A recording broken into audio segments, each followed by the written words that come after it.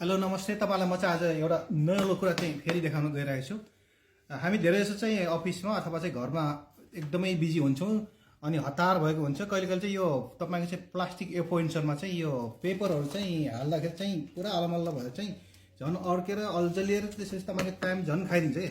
त्यसले गर्दाखेरि चाहिँ हामी चाहिँ के गर्छौँ, नर्मली यसमा हाल्दाखेरि चाहिँ यो प्लास्टिक इन्सर्ट छ नि होइन, एकपल्ट क्लियर तपाईँले देख्न सक्नुहुन्छ। यहाँ मैले अलिकति व्हाइट पेपर लिएको छु। यो व्हाइट पेपरै हुनुपर्छ भन्ने छैन, अरू पेपर पनि हुनसक्छ। यो हाल्दाखेरि त हामी चाहिँ के गर्छौँ, सिधै लिएर चाहिँ यसरी हाल्न खोज्छौँ कि होइन, हतार भएको बेला त्यसपछि झन् पस्दैन, पुरा फ्रस्ट्रेसन हुन्छ, रिस उठ्छ, च्यातिदिउँ कि जस्तो पनि लाग्छ कोही बेला होइन। त्यो गर्नको चाहिँ हामी चाहिँ के गर्ने, यसले चाहिँ टाइम लिन्छ। त्यसले गर्दा चाहिँ मैले चाहिँ मेरो आइडिया चाहिँ के छ भने तपाईँलाई चाहिँ मेरो सुझाव कसरी हाल्ने भने चाहिँ मैले चाहिँ तपाईँलाई चाहिँ सजिलो तरिका सिकाउँछु है त। यसलाई चाहिँ के गर्नुहोस्, मलाई चाहिँ ठक्क मुख खोलिदिनुहोस्। यो खोलिदिनुहोस्, यसको मुख चाहिँ ठुलो भयो। तपाईँले चाहिँ यसलाई चाहिँ यसरी डोबार्नुहोस् है, हेर्नुहोस् देख्न सक्नुहुन्छ नि होइन। डोबार्दाखेरि यो चाहिँ सानो भयो। अब यसको मुख ठुलो, यो सानो भएपछि त सजिलै जाने भयो। यसलाई चाहिँ सर्लक्क हालिदिनुहोस्, यसरी स्वात्तै हालिदिनुहोस्। त्यसपछि त यो मजाले गइहाल्यो होइन।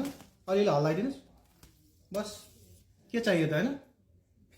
फेरि देखाउँछु है तपाईँलाई, म एकदम सर्टकटमा चाहिँ देखाउँछु। सट निकाल्नुहोस्। तपाईँसँग यस एफो इन्सर्ट पेपर छ, अलिकति पेपर लिनुहोस्, हतार भएको छ भने ठक्क यसलाई चाहिँ डोबार्नुहोस्, अर्थात् चाहिँ फोल्ड गर्नुहोस्। यसपछि यसको मुख चाहिँ स्वात्त खोलिदिनुहोस्, गराउनुहोस्, बाघले चाहिँ भोकाए जस्तो। यसलाई चाहिँ के गर्नु पऱ्यो भन्दाखेरि चाहिँ यसलाई चाहिँ अब खाना बनाएर चाहिँ छत्त यसरी भित्र चाहिँ इन गराउनुहोस् होइन। त्यो गरेपछि केही गर्नु पर्दैन। यी दस डन होइन, कति छिटो। तपाईँलाई कस्तो लाग्यो, राम्रै लाग्यो होला होइन। लाग्यो भने चाहिँ लाइक कमेन्ट्स र सेयर गर्न चाहिँ नभुल्नुहोस् है।